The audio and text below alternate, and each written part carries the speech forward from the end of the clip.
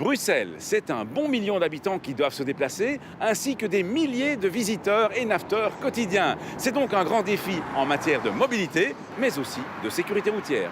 Bruxelles Mobilité a lancé en juin et clôture ici en novembre des états généraux de la sécurité routière. C'est une démarche qui vise à mettre l'ensemble des acteurs de la sécurité routière à Bruxelles autour de la table pour trouver des pistes de réflexion, des idées afin d'améliorer notre plan d'action jusqu'en 2020. L'objectif de notre plan d'action, c'est de réduire drastiquement le nombre de tués et de blessés graves à Bruxelles. À savoir qu'en 2017, on a encore eu 24 tués et 194 blessés graves, ce qui est beaucoup trop. À Bruxelles, on sait que 20 à 35% des accidents sont liés à une vitesse excessive. Comme elle est non seulement cause d'accident, mais aussi facteur aggravant des conséquences, la vitesse, c'est vraiment notre défi principal dans le cadre de notre plan d'action. Il y a beaucoup de choses mises en place au niveau répressif, que ce soit des radars fixes, radars lidar, mais aussi les nouveaux radars tronçons comme au niveau du boulevard Léopold III. Mais on souhaite aussi travailler avec les citoyens, travailler avec les ASBL pour que cette question de vitesse excessive devienne la préoccupation de tous. Donc nous sommes un collectif citoyen scarbécois et nous revendiquons plus de sécurité routière sur les routes à Scarbeck et au-delà aussi bien entendu. Ce que nous on essaye de faire, nos objectifs, c'est de sensibiliser les politiciens, sensibiliser aussi la population et aussi accompagner les mesures politiques.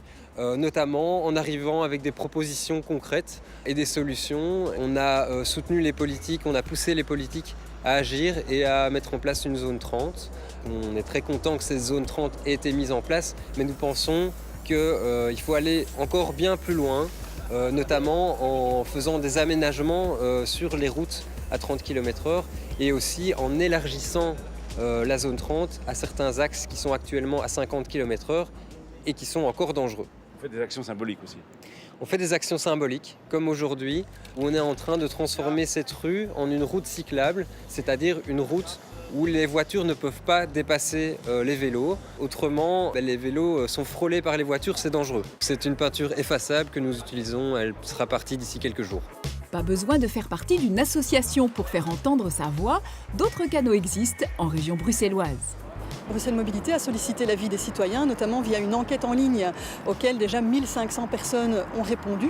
Donc l'idée, c'est vraiment d'avoir des avis, des idées sur la sécurité routière à Bruxelles, sur ce qu'il faut mettre en œuvre. N'hésitez pas à nous rejoindre sur notre site bienenroute.brussels ou sur notre page Facebook.